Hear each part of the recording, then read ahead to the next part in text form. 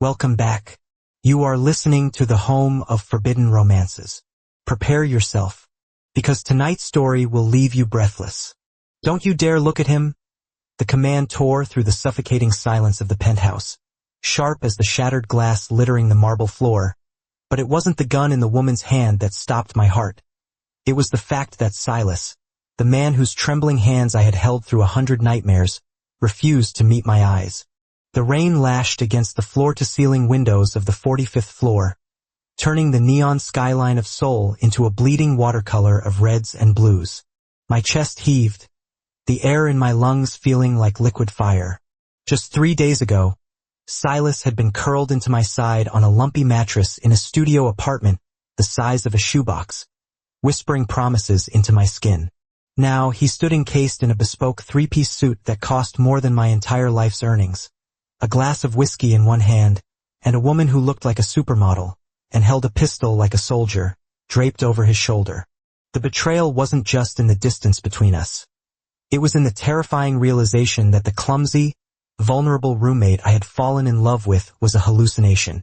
The man standing before me was a stranger, predator, and I had walked right into his den.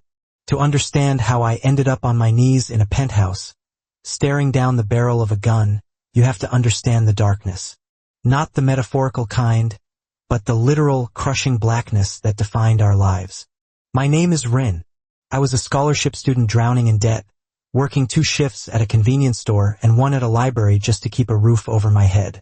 That roof happened to be in the Iron District, a neighborhood where the streetlights had been broken since the 90s and the police sirens were just background noise.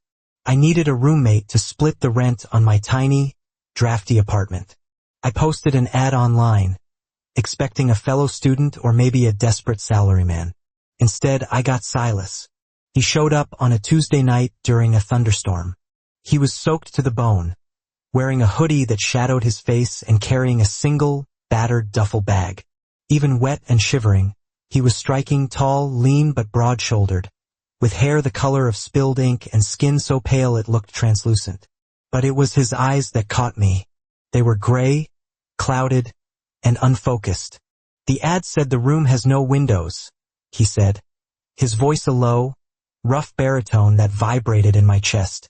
Is that true? Yeah, I said, leaning against the doorframe. It's practically a closet. But it's cheap. Perfect, he whispered. He handed me a wad of cash, 3 months rent up front, without even stepping inside to inspect the mold in the corners. I'll take it. That was the first red flag. A guy who drops that kind of cash without checking the water pressure is either running from the law or running from himself. But I was broke, and money doesn't have a moral compass. Living with Silas was like living with a ghost. He slept during the day, sealing the bedroom door shut. He left the apartment only at dusk, always wearing dark glasses. He never spoke about his family, his job, or where he came from. He was an enigma wrapped in silence. But the silence broke 2 weeks in. It was 2 a.m. A power outage, common in the Iron District, plunged the apartment into absolute pitch blackness. I woke up to the sound of crashing. A terrified, guttural sound, half gasp, half sob, echoed from the kitchen. I fumbled for my phone, turning on the flashlight. The beam cut through the dark, illuminating a scene of chaos. A shattered mug on the floor, a chair overturned, and Silas, pressed into the corner of the kitchen cabinets, sliding down to the floor, his hands clawing at his throat. Silas, I called out, stepping over the ceramic shards. He flinched violently, covering his face.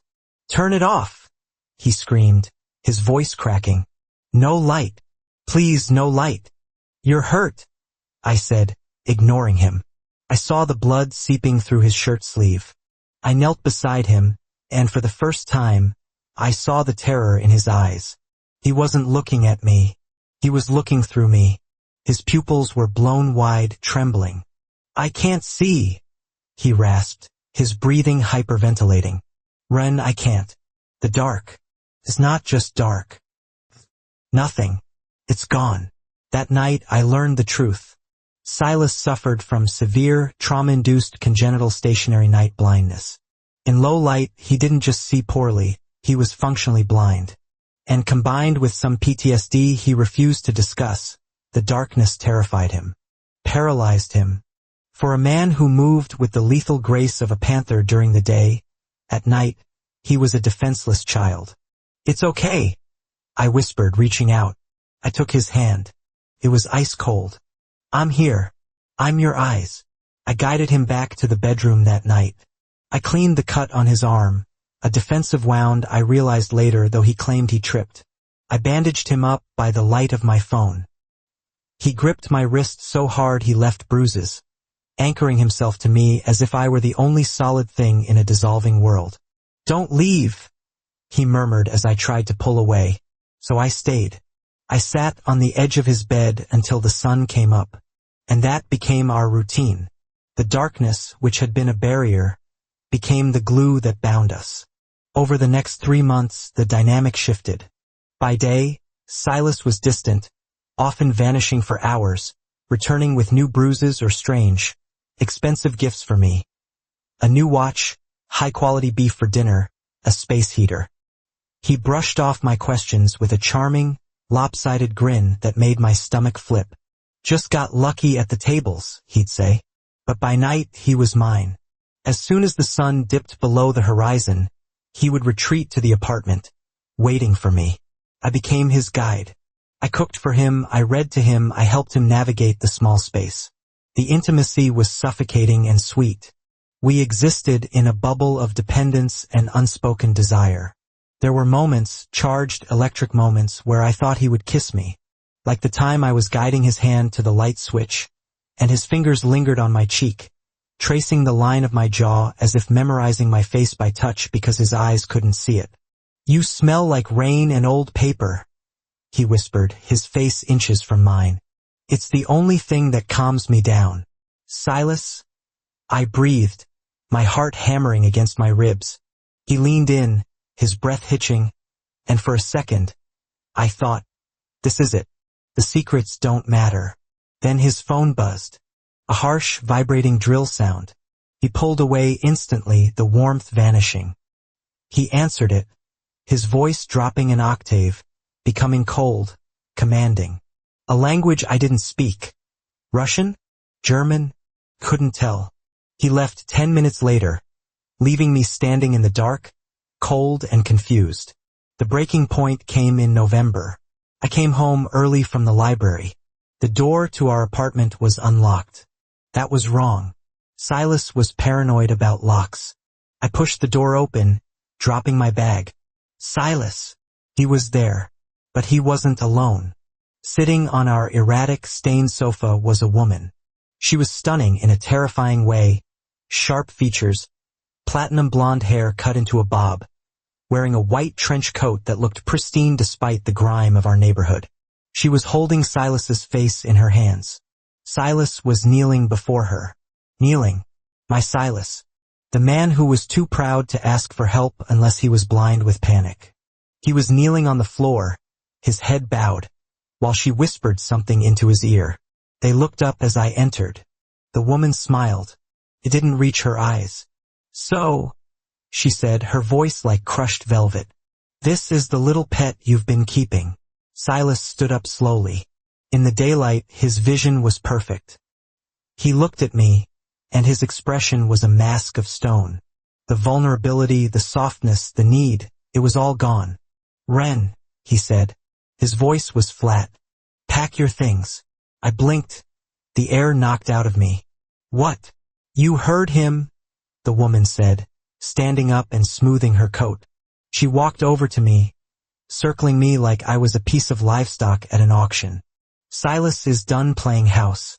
The experiment is over." Experiment? I looked at Silas, desperate for a denial. "Silas, who is she? What is she talking about?" "She's my fiancée," Silas said. The lie or the truth hung in the air, heavy and toxic. "And she's right. It's time for you to go." "Fiancé." I laughed, a brittle, hysterical sound. "You live in a dump. You can't see in the dark. I live here because I chose to," Silas interrupted, his voice rising. Because I needed to disappear for a while. To test variables. You were a convenience, Ren. A guide dog. Nothing more. The words hit me like physical blows. Guide dog. You're lying? I whispered, tears pricking my eyes. The panic attacks. The nights you held me. That wasn't fake. Silas took a step toward me. His eyes, usually gray and soft, were hard as flint. I did what I had to do to survive the night. Do not mistake survival for affection. He reached into his pocket and pulled out a thick envelope. He tossed it at my feet. That's enough to cover your rent for a year. Consider it payment for your services. I stared at the envelope, then at him. The man I loved. The man I had protected. Keep your money, I spat. I turned around, grabbed my bag, and walked out into the rain. I didn't look back. If I had, maybe I would have seen the way his hands shook as he clenched them into fists. Maybe I would have seen the woman place a hand on his shoulder, a gesture that looked more like a restraint than a comfort. But I didn't look back. I ran. I moved into a hostel across the city. I tried to forget him. I tried to forget the way he smelled, the way he breathed my name. But the city felt empty. Every shadow reminded me of him. 3 days later, a black van pulled up beside me as I was walking to work. The side door slid open. Before I could scream, a bag was thrown over my head, and I was dragged inside. I woke up in the penthouse. And that brings us back to the gun, the rain, and the silence. The woman, Elena, I learned her name was, pressed the muzzle harder against my temple. He's quite pretty, Silas, she purred. I can see why you delayed your return. But you know the rules of the family. No loose ends. Silas stood across the room by the window. He was still refusing to look at me. He swirled the whiskey in his glass. He knows nothing, Elena, Silas said. His voice was bored, detached. He's a nobody. Killing him is a waste of a bullet and a cleaning crew. Is he? Elena cocked her head. Then why did my scouts report that you were sleeping in the same bed? Why did you compromise the extraction point to save him from that mugger last month? You care about him, and that makes him a liability. She clicked the safety off. The sound echoed like a thunderclap. Look at him, Silas, she commanded. Look at him and tell me to pull the trigger. If he means nothing, let me finish it. Silas froze. Slowly, agonizingly, he turned his head. He looked at me, and for a moment the mask slipped. I saw the torture in his eyes. I saw the desperate, screaming apology. Silas, I whispered. Do it, Silas said. My heart stopped. Do it? Elena laughed, delighted. Oh, you are cold, brother. Even I didn't think you had it in you. Brother. The word crashed into my brain. Brother. Not fiancé. But, Silas continued, setting his glass down on a side table with a deliberate clink. If you pull that trigger, Elena, you'll never find the encryption key. Elena's smile vanished. What? The key to the offshore accounts, Silas said, unbuttoning his suit jacket. The ones father left to me. The ones you've been trying to hack for 6 months. You kill him and I wipe the drive. Instantly. I have a heartbeat monitor linked to the server. If mine spikes too high, or if his stops, the money is gone. Burned. It was a bluff. It had to be a bluff. A heartbeat monitor linked to my heart? That was impossible. He hadn't touched me since the kidnapping. Elena narrowed her eyes. You're lying. Am I? Silas took a step forward. Am I the type to gamble with billions, Elena? Why would you link it to him? She hissed. Because, Silas said, his voice dropping to that low, dangerous rumble I remembered from the dark. He is the only thing on this earth I actually give a damn about. The admission hung in the air, raw and undeniable. Elena's face twisted in fury. She shifted her grip on the gun, her finger tightening on the trigger. Then I'll just shoot you first. She swung the gun toward Silas. Now! Silas roared. Suddenly, the penthouse went black. Not just dim. Pitch black. The smart home system crashed. The automated blinds slammed shut, blocking out the city lights. It was the absolute darkness of the Iron District. Elena screamed, firing a shot blindly. The muzzle flash lit up the room for a millisecond. A strobe light of terror. Bang! Glass shattered. I can't see! Elena shrieked. Silas! Where are you? She was stumbling, panicked. In the dark, the powerful heiress was helpless. But Silas? Silas was born in the dark. Or rather, he had been forged in it. But wait, his night blindness. He couldn't see either. He was more helpless than her. Run! Silas's voice cut through the darkness. It wasn't fearful. It was focused. 3 o'clock. 10 meters. Where is she? I understood instantly. This was why he needed me. Not just as a comfort. As a weapon. We had spent months navigating a cramped apartment in the dark. We had a language of coordinates, of trust.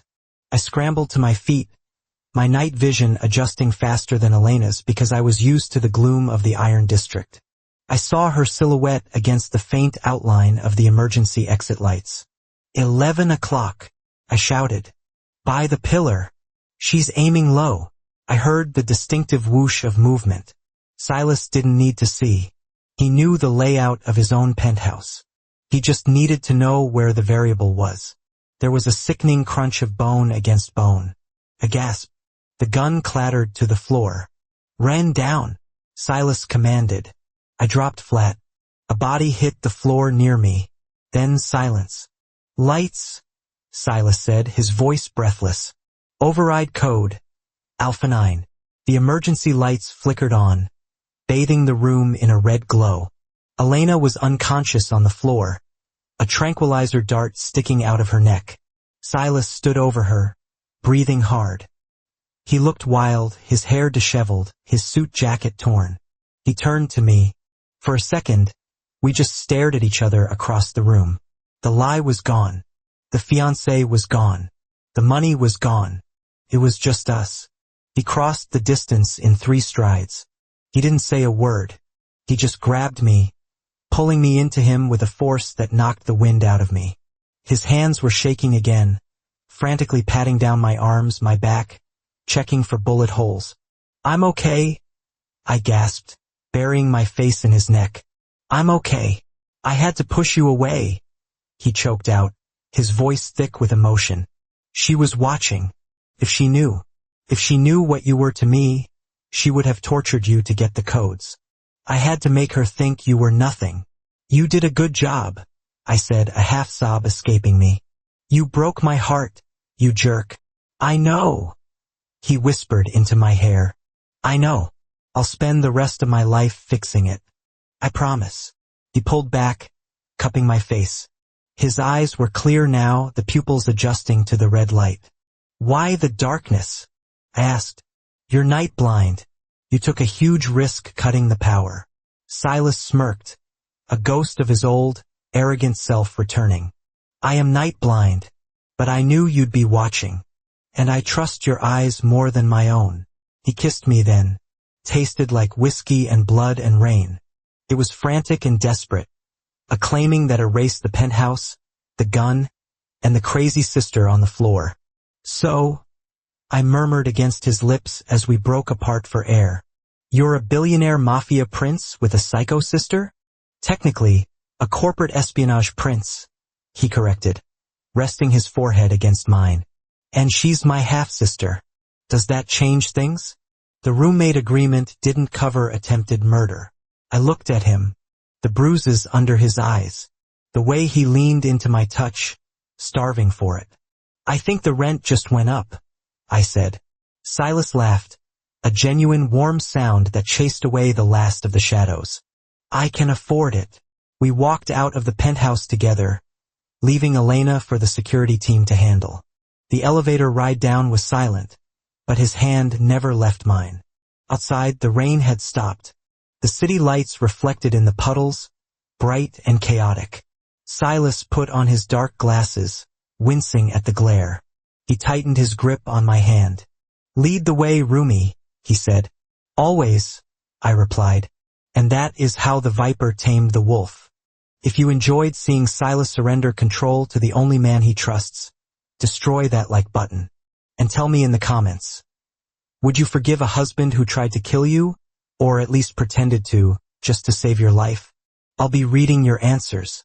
Subscribe for the next chapter. Until then,